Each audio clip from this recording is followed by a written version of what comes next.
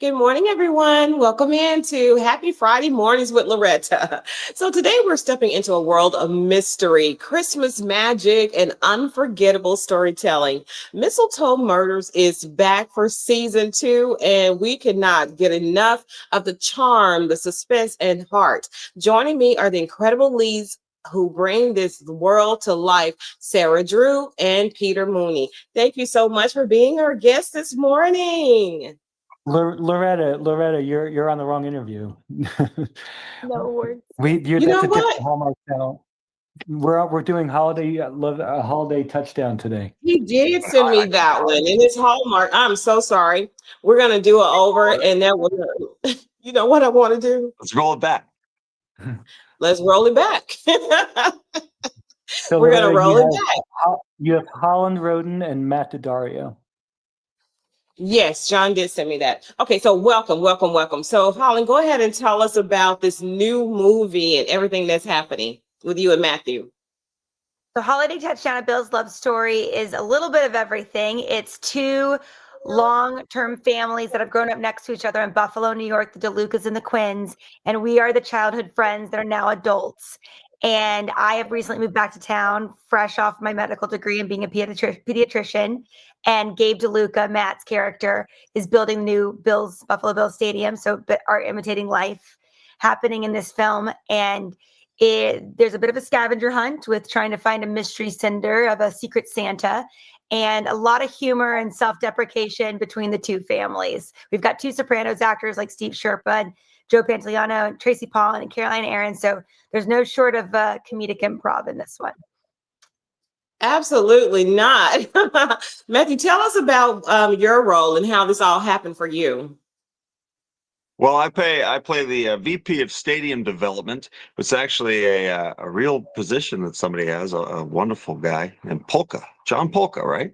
I think that's his name. I don't mean to shout him out here, but that's what I play. I play that guy, and I've got this neighbor who I've been friends with for 20 years, who I'm secretly in love with, and we'll see what happens there. But it's a Hallmark film, so you know it's going to be good in the end, and it's obviously going to be a happy ending. So, make of that what you will. And yeah, it's a lot of fun. It's a very fun movie. We got to watch it. It's a very fun movie, and it's a very heartfelt film. I really enjoy it, so I'm looking forward to everyone seeing it.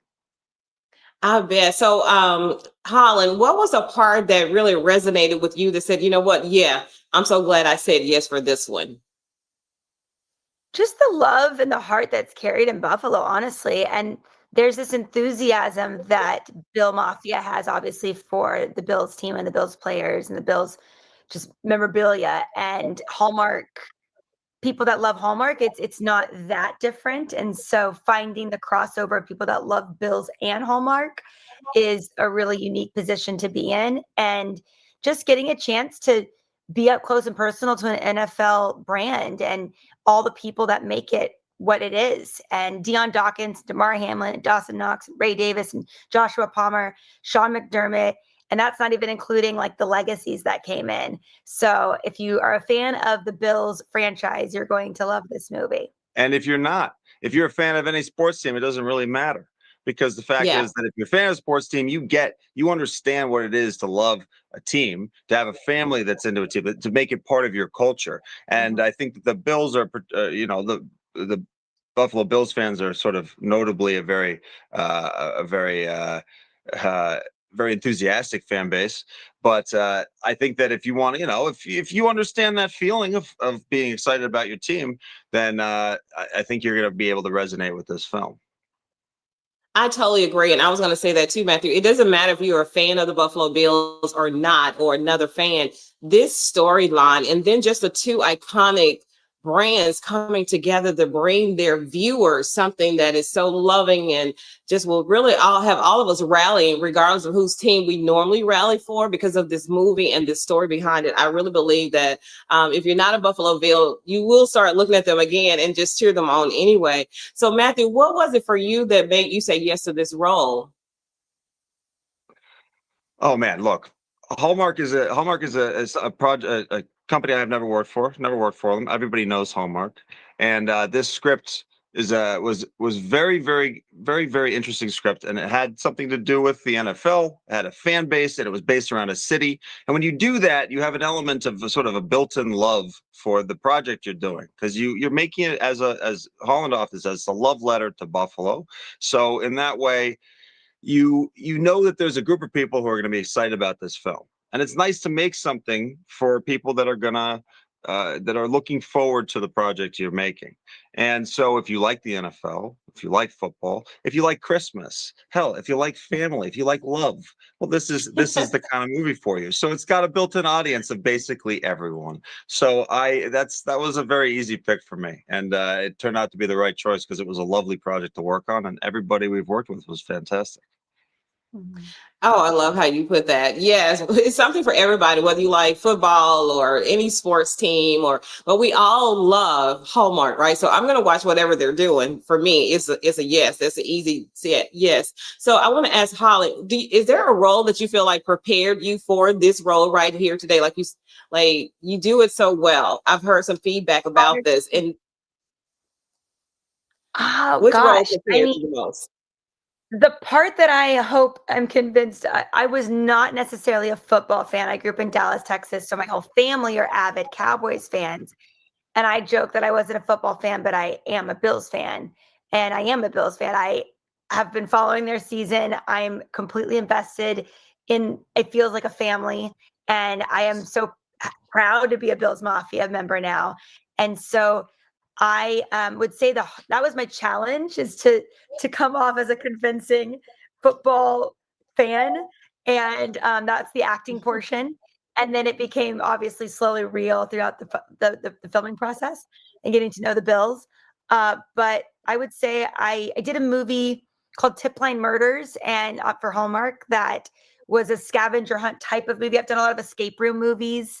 And then in Teen Wolf for 10 years, I was always the one on the hunt. So I'm always like the find the token kind of girl and find the prize. And so that was the familiar territory for me, was the scavenger hunt aspect of this movie. But it was really fun working with a mostly New York cast. And I think I played Irish a couple times in my career, and to play like East Coast was also a bit of a, like, can I do this kind of thing? And like, especially, it's not quite New York. It's Buffalo's accent slightly different than a New York's accent. So it was fun just to get to know Matt and Steve Sherpa and Tracy and Caroline are all lifetime New Yorkers. Absolutely. I could just talk to you all day. So Matthew, can you tell us where and when we can watch this beautiful film and just cheer you all on, and hopefully you'll come again? Where can we watch? Okay, November 22nd, Hallmark Channel, and the next day on Hallmark Plus. Absolutely. I'm so excited just having this conversation. I know we got off to a little rocky start, but I know we knocked it out the park because you guys are awesome. You are just totally awesome. So cheers to you, and hopefully you'll come again and spend time with us. Thank you so much. Of course. Sarah's lovely. You'll like Sarah too. Holly, you're such a champion. Sarah. Thank you. I appreciate it. Bye for now. Okay, bye-bye. I'll tell her. All right, we do have another segment coming up, and I'm telling you, live, and me rushing with so much going on, no excuse, but I'm just letting you know, have some feedback story. So we have another segment coming up, and you're going to love this segment as well, because as we do here, we just bring the best of the best. And let me tell you, she's an author, she is a nutritionist, and you're going to love Miss Pamela. She's coming up next, and we'll bring her on now, everybody. So, Miss Pamela, are you ready? Welcome. Thank you, Loretta. I'm ready. Yes. Thanks for having us. Absolutely. I don't see you on the camera. I don't know what's going on.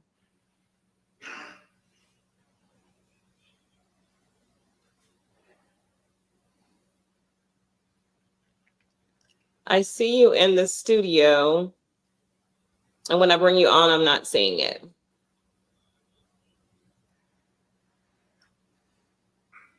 I'll let the mighty team here tackle that one.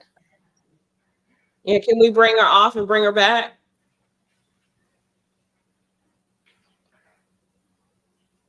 Okay, maybe it's on my side. So we're going to go ahead with the interview. So tell us about your book and how it resonates with what we're talking about today.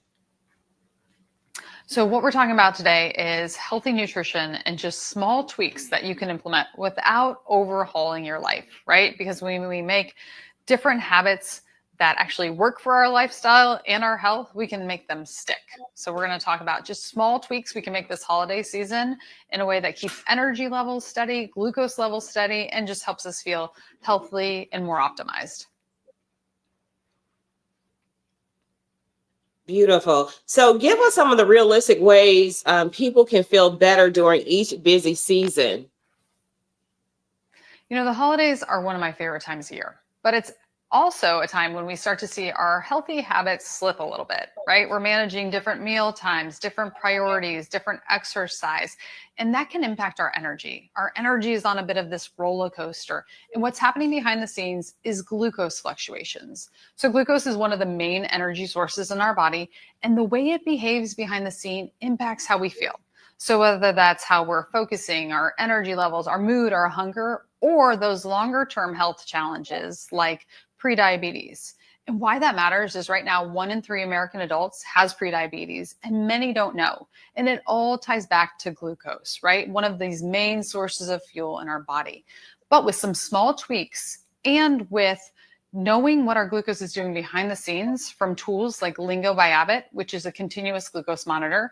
It's the small biosensor you wear on the back of your arm for 14 days, and it gives you minute by minute data on how your glucose is reacting to some of the foods in front of me or movement or stress. You can start to make small tweaks and habit shifts that actually work for you during the holidays and into the new year. I love that. So are there some simple ways to make holiday meals a little more glucose friendly? Because I've been trying to stay too close to that number. I've been too close to that pre-diabetic number, and my numbers actually improved the last checkup in May. So how can we have meals that help us to enjoy them, but are glucose friendly? Yeah, so just some small tweaks, right? We don't have to overhaul our favorite time of year, our favorite dishes, but just small tweaks, right? So think about food order. Try to start with your veggies first and then add in protein and fats. This just simple practice helps slow down digestion. So by the time you add in carbohydrates and sweets towards the end of the meal, we get a steadier energy. So it's just small shifts, adding in more movement right after that meal. Just this 10-minute, 20-minute walk. It doesn't have to be anything too intense. That sends glucose from our digestion to our working muscles where it's used for fuel. And it helps keep us off the couch and in this energy lull for hours after a meal. But what you want to know is what's happening behind the scenes, right? So having the feedback of saying, I changed this habit. Oh, look, it actually is working for my glucose. It is working for the way I'm feeling is really helpful. Wow. Okay. I'm going to have to watch this again because that's some really good stuff. I want people to really understand it, because you don't know you really have prediabetes or any of it until you're tested. You can start feeling bad and then you just play it off. But please, if you're having any kind of symptoms, and we'll talk about that, to share that with you. But let me ask you this, Pamela, for people who want to be more in tune with their health this time of year, what kind of support is out there? Because we definitely need it. You really need a tool, right? You need something to help you understand what's going on behind the scenes in your own body. Because kind of like you mentioned, we've got 98 million American adults who have prediabetes. 8 out of 10 have no idea, right? So until you get this peek behind the scenes from a biosensor, Lingo, and showing you minute by minute what your glucose is doing, that's how you help know what actually changes work for you. Whether it's adding in, resistant starch from make ahead mashed potatoes, whether it's starting your meal with veggies and protein, just small things, ways we can just change around our plate a little bit, change around our day in a way that keeps our glucose in a healthier range and less on that glucose roller coaster.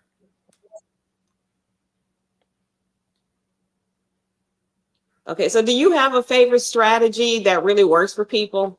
Something that you just like, okay, I know this will work. People need just a little success. And so what would you recommend that works for them? There's two simple things that are my go-to. So one, prioritizing protein, right? Protein is going to slow down digestion a little bit, and you can make it easy, right? So for me, my go-to is grabbing an Ensure Max protein shake with 42 grams on my way out the door, right? Most of us fall short on protein for breakfast.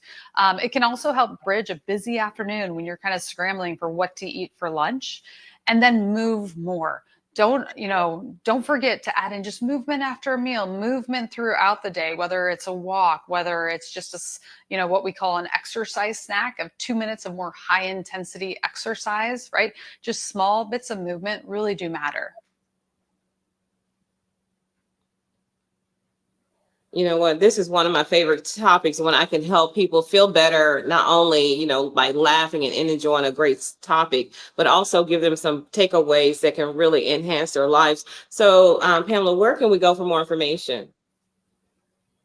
You can try Lingo for yourself, and you can find out more information by visiting hellolingo.com. Thank you so much. I appreciate you for taking the time to be with us this morning. Hopefully you'll come again. So thank you, Pamela. I appreciate all the invaluable information. I feel better for having had the conversation with you, more informed. I can make better decisions. So thank you so much. Thanks, Loretta.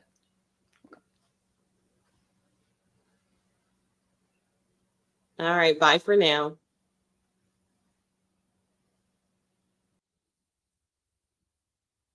All right, everybody. So that wraps up our 2 segments today. Rocky start, but you know what? So is life sometimes. But I promise you, the information, I feel better. I'm so happy about the new Hallmark movie about the Buffalo Bills. It's airing next week on Hallmark and then Hallmark Plus, and about the value information that Pamela shared with us today on because she's a phenomenal registered dietitian and author. And so she's a 6-time author, has completed more than 30 marathons, and is a nutrition expert in Abbott's Lingo business. So we're happy, right? I want to make sure that you all know that you are loved, you are seen, and you are heard. So think positive, dream big dreams, help someone along the way, and live like you believe. We'll see you soon, beloved. Bye for now.